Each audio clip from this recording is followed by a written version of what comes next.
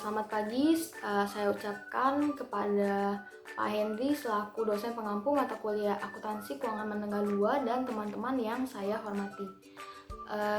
Di sini saya akan membahas materi tentang pertemuan 5 yakni tentang sekuritas dilutif. Perkenalkan, nama saya Yesa dengan NIM 202201026. Nah, materi pertama akan dibacakan oleh teman saya yakni Wilda Fadil Akmal dengan NIM 202010249. Pengertian sekuritas dilutif. Seperti istilahnya, dilutif artinya itu penurunan. Sedangkan sekuritas dilutif merupakan surat berharga yang dapat dikonversikan menjadi saham biasa yang mempengaruhi jumlah saham yang beredar dan berdampak pada penurunan nilai laba per saham. Lebih simpelnya, dalam perhitungan laba per saham komponen atas atau pembilang yang merupakan earning atau pendapatan, sedangkan pada komponen bawah perhitungan IPS atau penyebut yang merupakan outstanding common stock atau saham biasa yang beredar, di mana jika semakin banyak jumlah saham yang beredar dikarenakan adanya sekuritas dilutif, maka akan berpotensi menurunkan nilai APS atau sering dikenal dengan laba per saham dilution. Berikut ilustrasi terkait pengertian saham sekuritas dilutif. Yang kedua, ada macam-macam sekuritas dilutif. Ada beberapa efek atau sekuritas yang digolongkan sebagai sekuritas dilutif yang berpotensi menurunkan nilai laba per saham, yakni yang pertama ada opsi saham. Opsi saham ini merupakan kontrak yang diterbitkan oleh investor yang dijual kepada investor lainnya, di mana kontrak tersebut memberikan opsi atau hak bagi penerimanya untuk menjual atau membeli suatu saham perusahaan atau yang biasa disebut underlying stock, yang menjadi dasar perdagangan opsi tersebut dalam jumlah pada harga yang sudah ditetapkan sebelumnya atau disebut juga dengan exercise price, serta berlaku dalam periode tertentu. Opsi saham terbagi menjadi dua, yaitu opsi beli atau call option. Yang kedua ada opsi jual atau put option. Yang kedua ada waran saham. Waran saham ini merupakan opsi yang diberikan oleh perusahaan kepada pemilik waran untuk membeli saham dengan harga tertentu di waktu yang tertentu. Perbedaan waran saham dengan opsi adalah pihak yang mengeluarkannya dan jenisnya. Waran dikeluarkan oleh perusahaan, sedangkan opsi dikeluarkan oleh investor. Yang ketiga ada obligasi konversi. Obligasi konversi merupakan surat utang yang memberikan fitur bagi pemegangnya untuk mengkonversikannya menjadi saham biasa perusahaan setelahnya, selama atau pada tanggal tertentu. Setelah surat utang dikeluarkan, biasanya pada rasio pertukaran yang sudah ditentukan terlebih dahulu pada penerbit obligasi tersebut. Sekuritas ini merupakan sekuritas hibrida, yaitu sekuritas yang terdiri dari dua unsur, yaitu utang dan ekuitas. Berikut adalah ilustrasi obligasi konversi. Yang keempat, ada saham preferen konversi. Saham preferen merupakan saham yang memiliki keutamaan dalam pendistribusian laba. Seringkali juga saham preferen memiliki fitur konversi atau dapat diubah menjadi saham biasa. Saham preferen konversi adalah sekuritas saham utama yang pemilik saham preferen dapat mengkonversinya menjadi saham biasa dalam jumlah yang telah ditentukan. Berbeda dengan obligasi konversi yang mana utamanya merupakan sekuritas utang dan opsi konversinya merupakan sekuritas ekuitas. Sekuritas saham preferen konversinya secara prinsip merupakan sekuritas. Yang terakhir ada kompensasi berbasis saham, yaitu imbalan yang diberikan perusahaan pemasok barang atau jasa yang dapat mencakup pihak karyawan atau non-karyawan, yang mana kompensasinya tersebut berbentuk saham dan pengakuan kewajiban yang jumlahnya ditetapkan berdasarkan pada harga saham atau instrumen ekuitas perusahaan. Untuk materi selanjutnya akan dibacakan oleh teman saya yakni Crescensiana Seviani Barut dengan NIM 20201025057. Baik, selanjutnya saya akan menjelaskan tentang earning per share atau laba per saham dan rumusnya. Laba per saham adalah bagian dari laba perusahaan yang dialokasikan setiap saham yang beredar. Laba per saham atau earning per share ini merupakan indikator yang paling banyak digunakan untuk menilai probabilitas suatu perusahaan. Laba per saham adalah ukuran probabilitas yang sangat berguna dan apabila dibandingkan dengan laba per saham pada perusahaan yang sejenisnya. Pertumbuhan earning per share merupakan ukuran penting kinerja perusahaan karena menunjukkan berapa banyak uang yang dihasilkan perusahaan untuk pemegang sahamnya. Rumus earning per share dihitung dengan membagi laba bersih setelah pajak dan dividen yang dibagikan dengan jumlah saham yang beredar. Atau rumus earning per share itu adalah laba bersih setelah pajak dikurangi dividen dibagi dengan jumlah saham yang beredar. Ketika mengevaluasi perusahaan, investor tidak langsung puas dengan hanya mengetahui laba telah meningkat. Investor ingin mengetahui bagaimana kaitan antara laba bersih dengan saham yang dimiliki dan dengan harga pasar saham. Laba per saham dengan ringkas menyajikan kinerja perusahaan yang dikaitkan dengan harga pasar saham yang beredar. Laba per saham yang dikaitkan dengan harga pasar saham bisa memberikan gambaran tentang kinerja perusahaan dibanding dengan uang yang ditanam oleh pemilik perusahaan.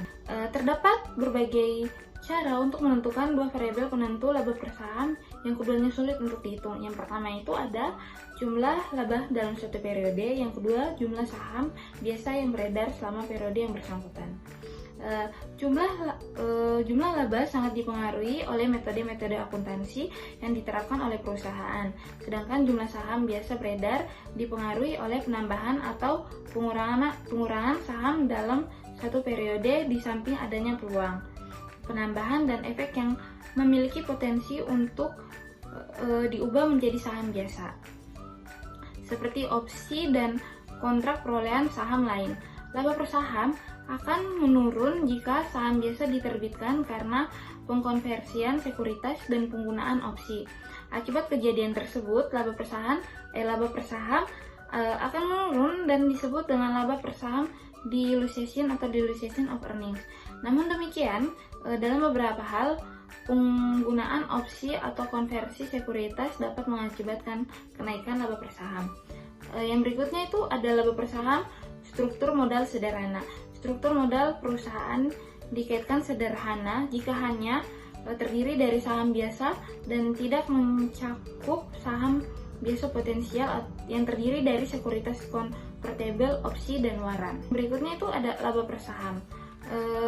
Rumusnya itu adalah laba bersih dikurangi dividen saham yang preferen dibagi dengan jumlah rata-rata tertimbang saham yang beredar. Pembilang maupun penyebut ataupun keduanya harus disesuaikan terlebih dahulu karena adanya kondisi sebagai berikut. Yang pertama itu ada jika saham biasa diterbitkan atau diperoleh kembali dalam suatu periode, maka harus dihitung rata-rata tertimbang seluruh saham yang beredar. Yang kedua itu jika jumlah saham beredar telah berubah selama satu periode akibat adanya dividen saham, pemecahan saham, atau kebalikan pemecahan saham. Yang ketiga itu jika struktural modal mencakup saham preferen non-convertible. Yang keempat itu ada laba per saham struktural modal kompleks atau struktur modal kompleks memerlukan penyajian ganda mengenai data per lembar saham pada laporan laba rugi. Kiri itu ada laba per saham dasar, laba per saham dilution atau dilution earning per share merupakan penyajian yang didasarkan pada asumsi bahwa seluruh penerbitan yang direncanakan atas saham biasa yang masing-masing dapat mengurangi jumlah laba per saham benar-benar telah berlangsung. Yang ketiga itu ada LPS dilution, sekuritas konvertible. Nah, pada saat dikonversi, sekuritas di konvertible ditukar dengan saham biasa. Nah, metode yang digunakan untuk mengukur pengaruh dilutif dari konversi potensial terhadap LPS disebut dengan sebagai metode jika dikonversi if converted method. Nah, metode ini mengasumsikan yang pertama itu konversi sekuritas convertible pada awal periode atau pada saat penerbitan mana yang lebih lambat. Nah, yang kedua itu ada penghapusan bunga yang berhubungan sesudah pajak.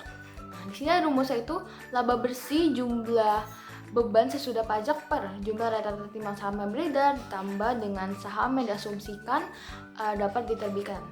Nah, jika obligasi dijual dengan premi atau diskonto, maka beban bunga harus disesuaikan setiap periode untuk memperhitungkan kejadian ini.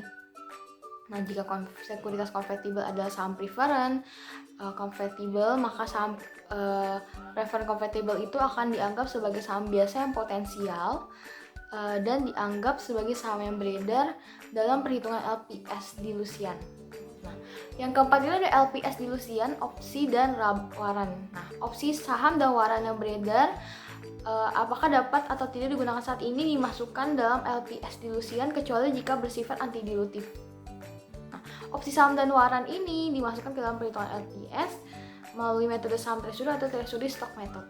Nah, metode saham treasury mengasumsikan bahwa opsi atau waran digunakan pada awal tahun atau tanggal penerbitan, mana yang lebih lambat dan hasil penggunaannya akan digunakan untuk membeli saham. Ini ada contoh kasus perhitungan laba per saham atau earning per share atau EPS.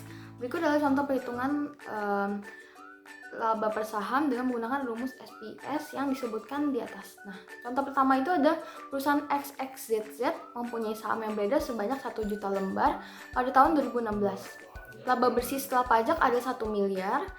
Perusahaan A kemudian memutuskan untuk membagikan 10% dividen atau sekitar 100 juta kepada pemegang sahamnya. Berapakah earning per share atau EPS laba per lembar sahamnya? Nah, di sini diketahui jumlah saham yang beredar itu ada 1 juta. Nah, lembar saham laba bersih setelah pajak itu ada 1 miliar. Nah, dividen dibagikan di sini ada 100 juta rupiah. Nah, laba per sahamnya itu berapa? Nah, kita menghitung dengan rumus yang telah disediakan, yaitu jawabannya di sini ada laba per saham atau EPS sama dengan laba bersih setelah pajak dikurangi dengan dividen per jumlah saham yang beredar. Nah, kita hitunglah 1 miliar dikurangi 100 juta dibagi dengan jumlah saham yang beredarnya ada 1 juta. Nah, jadi 900 juta dibagi dengan 1 juta hasilnya itu ada 900 rupiah per lembar sahamnya. Jadi laba per lembar saham atau earning per share PT XXZZ ada sebesar 900 rupiah. Di sini ada contoh kedua, PT AABB mempunyai saham yang beredar sebanyak 1.500.000 lembar dengan perincian sebagai berikut. Nah, pada tanggal 1 Januari 2016 saham yang beredar sebanyak 1 juta lembar. Nah, pada 1 Juli 2016 penambahan saham baru sebanyak 500.000 lembar. Nah, laba bersih setelah pajak PT AABB sebesar 1 miliar. Dividen saham yang akan diberikan kepada pemegang saham sebesar 10% atau 100 juta dari laba bersih setelah pajak. Nah, berapakah earning per share atau laba per lembar sahamnya? Nah, diketahui laba bersih setelah pajak itu ada 1 miliar rupiah. Nah, dividen dibagikan di sini ada 100 juta. Jumlah saham yang beredar 1.250.000 lembar dihitung dengan cara rata-rata tertimbang seperti di bawah ini. Nah, jumlah sahamnya di sini ada 1 juta. Nah, nama peredarannya itu ada 6 bulan. Nah, bobotnya itu cara menghitungnya 6 bulan dibagi dengan jumlah 1 tahun itu 12 bulan, jadi 6 per 12, jadi 0 totalnya 0,5. Nah, rata-rata tertimbang ini didapatkan dari bobotnya itu dikali dengan jumlah saham. Jadi 0,5 dikali dengan 1 juta sama dengan rata-rata timbangnya itu 500.000. Nah, jumlah saham yang kedua di sini ada 1.500.000. Nah, lama peredaran bulannya 6 bulan, bobotnya itu masih sama dengan cara yang tadi, yaitu 0,5 cara perhitungannya. Nah, rata-rata timbangnya di sini cara menghitungnya bobot dikali dengan jumlah saham. Jadi 0,5 dikali dengan 1.500.000 hasilnya ada 750.000. Nah, 500.000 ditambah dengan 750.000 hasilnya ada 1.250.000. Nah, jawabannya itu ada laba per saham atau EPS dengan rumus yang telah disebutkan di atas, yakni laba bersih setelah pajak dikurangi dividen per jumlah saham yang beredar. Nah, caranya itu 1 miliar dikurangi dengan 100 juta dibagi dengan 1.250.000. Hasil 900 juta dibagi dengan 1.250.000 hasilnya ada 720 rupiah. Nah, jadi laba per saham atau earning per share-nya PT XXZZ adalah sebesar 720 rupiah. Di sini ada penilaian EPS atau earning per share atau laba per saham. Nah, umumnya laba per saham yang tinggi menandakan profitabilitas yang baik dibandingkan dengan laba per saham yang rendah. Artinya perusahaan dapat menghasilkan laba yang lebih tinggi untuk dibagikan ke pemegang sahamnya.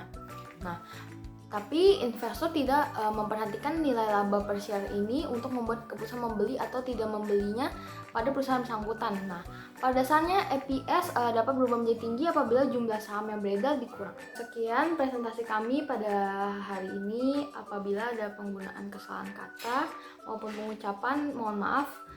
Saya ucapkan terima kasih.